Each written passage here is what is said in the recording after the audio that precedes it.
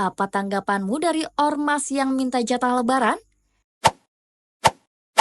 Maraknya pengganggu yang menghambat investasi menjadi salah satu faktor utama mengapa banyak investor enggan menanamkan modalnya di Indonesia.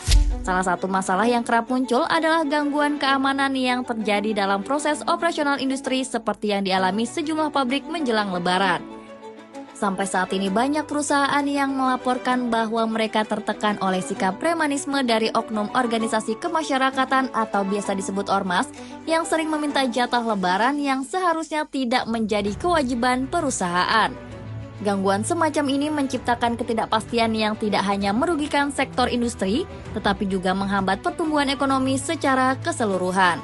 Ketika sebuah perusahaan harus mengalokasikan anggaran untuk membayar jatah lebaran yang diminta oleh oknum preman atau ormas, maka potensi pengembangan tersebut akan terhambat.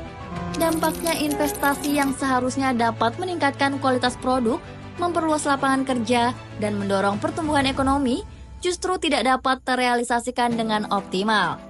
Bagi investor, ketidakpastian seperti ini tentu sangat mengganggu karena resiko kerugian yang dihadapi menjadi semakin besar. Selain itu, masalah lain yang kerap dihadapi oleh perusahaan adalah gangguan dari mafia tanah, seperti yang dialami PT Masmindo Dwi Area.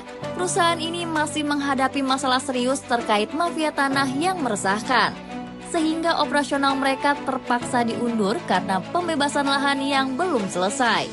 Tindakan mafia tanah ini sangat merugikan, karena selain menyebabkan keterlambatan dalam pembangunan dan produksi, juga menciptakan ketidakpastian hukum yang merugikan perusahaan.